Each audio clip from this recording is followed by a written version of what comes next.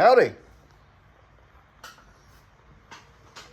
This video is going to be more of a recap to kind of let everybody know where I'm at, especially the new people. For you guys who have been following me for all this time, it's going to be pretty repetitious.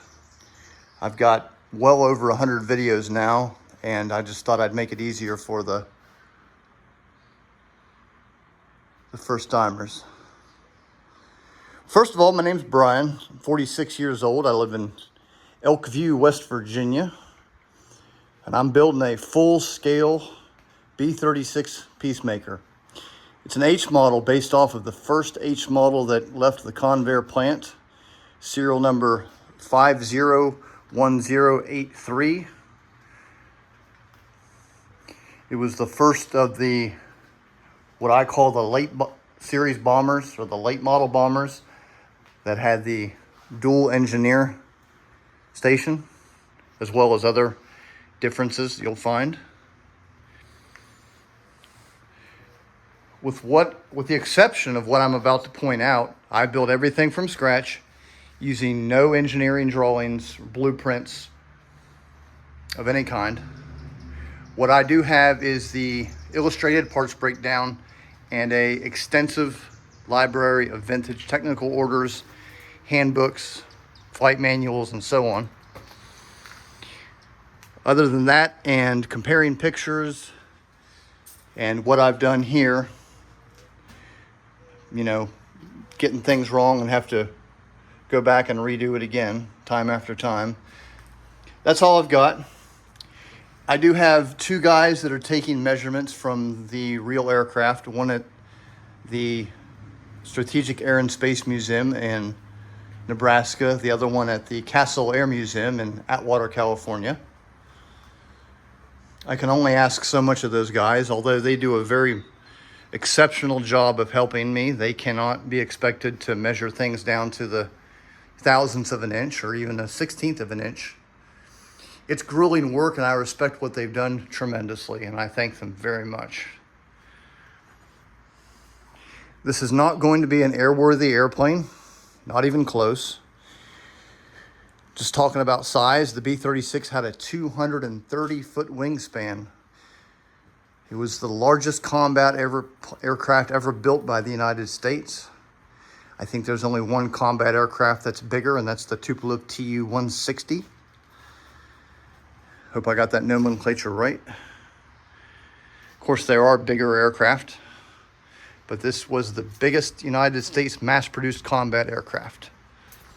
Other than the 230-foot wingspan, the fuselage was 167 feet long. The tail stood 47 feet in the air. The fuselage diameter was 12 foot 6 inches. It had a net weight of around 250 to 300,000 pounds. In terms of the cost, in order to build a real aircraft, it would be in the billions of dollars, easily. Not to mention a multi-million-dollar facility to house it, a small factory, a large employee base to build it. Not to mention upkeep, and just things that go on and on and on that my imagination has yet to conceive. This started about 3 years ago. I'm coming up on the 3-year anniversary, which will be in June. I initially started off after collecting gauges on eBay for about 20 years with the ambition to build just the main panel. I then realized I had needed something to sit it on, so I built the pilot's console as well as the rudder pedals, then the sides.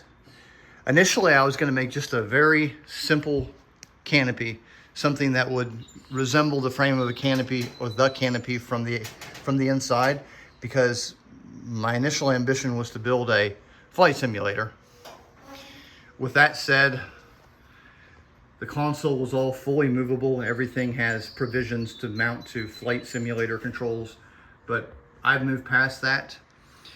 I've spent roughly 8 hours a day working on this thing for the past 3 years.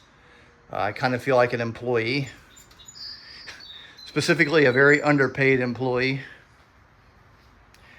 My money comes from views on YouTube, which are great. It's not very much money, but it helps. I get a lot of donations via GoFundMe. I can't thank you people enough. But my primary income is I'm a reseller. I sell on eBay. And I sell at a local antique mall. I've kind of calmed down a little bit on that recently. Last year, my mother fell and broke her back, so my family moved in to take care of her. So I've been selling off my collection, which gives me time to work on this thing virtually all day long, uninterrupted. I discussed my collection in earlier videos. A lot of these areas I can see on the real aircraft, so I can match them almost exactly. A lot of areas I'm flying completely blind, and other than what I would refer to as common sense, after looking at enough airframes, you can pretty much deduce what's going on. You've got your bulkheads, you got your stringers, you got your frames. And of course, I can look at the rivet patterns on the real B-36. And additionally, in the IPB, the illustrated parts breakdown, it indicates where the actual bulkheads were. The bulkheads on the B-36, you got two different types. You've got single digits, which this was bulkhead 1.0. It's 1.0 because the bulkhead was the full diameter of what the size of the fuselage would have been, probably around 10 feet. And the bulkhead behind it, which is this bulkhead right here, which makes up the front of the flight deck, that's bulkhead 1.1. And it's only a half bulkhead, which goes from the flight deck floor all the way around. It's meant solely for supporting the pilot's main instrument panel. Next up is bulkhead 1.2, 2.1, 2.2, and then the first full-size bulkhead, which is 3.0. How much of this thing am I going to build? Well, let's see how long it is. Excuse my crude methods, but 1, 2, 3, 5, 6, 7, 8, 9. She's 10 feet long. She's probably going to be 11 feet long because I have to build some strengthening units up in here. Plus the canopy is going to have to blend. So that's going to put it as it sits at 11 feet. If you know anything about transporting things, 11 feet is too big to haul on the highways without a permit. Maximum width is 102 inches. Maximum length. I don't think there is a maximum length. So whatever I build up front, which I'd like to build the nose, that has to be modular or detachable. I do have a B-36 turret that I'm going to modify to be a nose turret. You'll have the ammo boxes, the feeders, the boosters, etc. And of course the cowling, or the fairing, whatever you want to call it. My long-term plan right now is to take this thing to air shows. So with that said, 102 inches would be the tip of bulkhead 1.0 to about right there. So after I get it completed, I'm going to have to cut it apart and make provisions for bolts to be able to bolt it back together. Right now the flight deck is made out of wood, but soon will be made out of aluminum.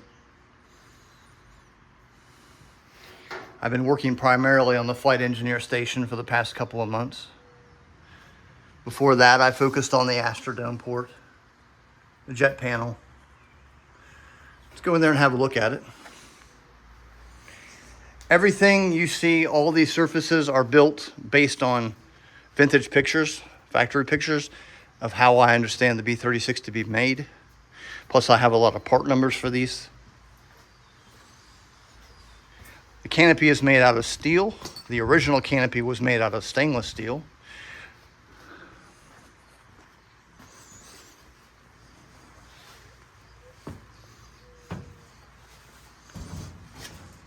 The jet panel is faithful to the original, to almost the exact dimension.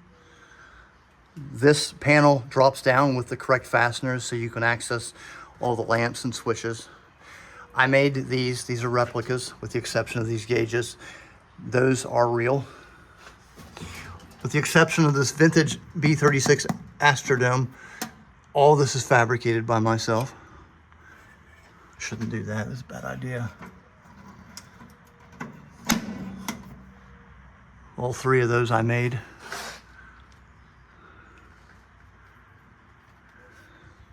Of course, I didn't produce any of the gauges with the exception of those three. I make those out of cast resin with plexiglass fronts. All the push-to-test lamps, a lot of these are cast resin. A lot of them are real. I made that wheel. I made the data plate and the warning plates. Those are off actual pictures. And I fix them up on Windows Paint, print them on thermal printer stickers. They're all gonna have to be redone one day because thermal stickers don't fare well in the weather or in the heat. As you can see, these are expired.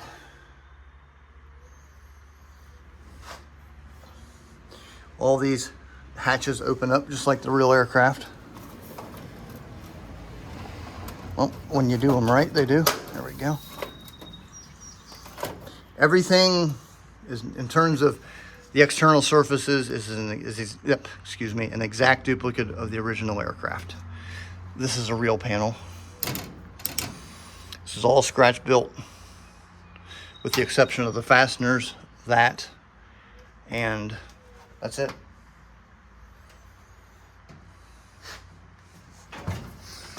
This seat was a disaster when I got it home. It had been crushed, almost like a piece of heavy equipment ran over it. I had to disassemble it and straighten it all out. I wish I had the other one. That would be nice. Escape hatches, all scratch built. Everything is scratch built with the exception of the gauges and the communications panel equipment. And of course, everything here is scratch built with the exception of those original gauges and this original main panel.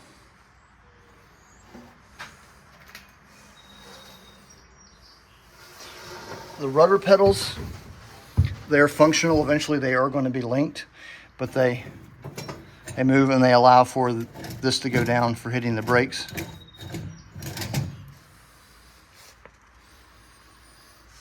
This is all faithful to the original with the Zeus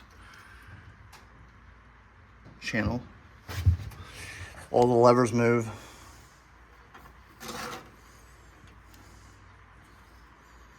When I built this, this is one of the first major things I built. I really didn't have a lot of good pictures. Someday I may rebuild this to make it look identical. That's real, that's real. I did not build any of these D2 oxygen panels. This is all scratch built. That's real. I made this. And of course all these lighting panels, scratch built. These are vintage seats, of course.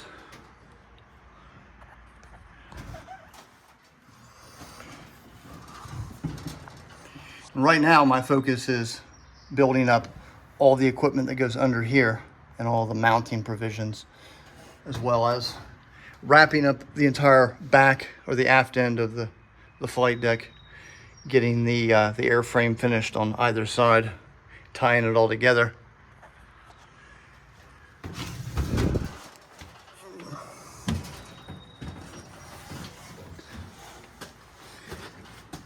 This is exactly how you leave the real B-36. Just like that. The goal soon, once I get the canopy finalized, is to get it covered in aluminum with a screw every 1 inch countersink. These are going to be nice, beautiful aluminum panels held down by the strips. And of course, they're curved. canopy is a little bit crooked. You can see that beam goes forward where it should go like that. Once I get everything finalized, it is going to look identical. Reason being is because this thing started off in my basement in our old home. And I've started with this phase, which is phase 1, 2, 3, 4, 5, 6, and 7. Long days of going out into my workshop and then walking across the yard and, excuse me, down into the basement. But now we are where we are. These are just regular plexiglass panels. They're not going anywhere. The real B-36, at least on phase 1, I think on phase 2 as well, had dual panels. It had one panel that mounted here and was pressed down by aluminum and weather stripping, so that would give you your external glazing. And then it had its internal glazing, which come in from this side and was removable. I don't know if they could do that in flight or not, but if you look at really old pictures of B-36 interiors, there's these little, they look like little chess pieces and they're transparent. They're glued to these, which provided a place for them to grab them and pop them out. Reason being is because they piped hot air through the entire glazing. That's why it's, canopy. That's why the frames are hollow and they have little holes here and there, which allowed for that hot air to go in between these panels. And of course, condensation would build up, so they had to remove these panels. So that adds a great deal of complexity to the canopy, and it's something that I did not realize until probably about 6 to 8 months ago. So these are fully functional. Everything is fully functional to the last detail. If it is something that I am capable of producing, I do it, and I don't accept anything less. Why am I doing this? I've been obsessed with the B-36 since I was about 5 years old. My father took me to the Air Force Museum and we looked up at the B-36 and he said, "Brian, I used to see those flying over when I was a kid." That did it for me. That's all there is. There's no military, family, history, nothing like that. I don't have any degrees in aviation or engineering. I'm simply just a guy who wants a B-36. So, with that, thanks for all your comments to my longtime people. Thanks for all your donations and the energy you give me. I thank you very much. And I'll see y'all next time.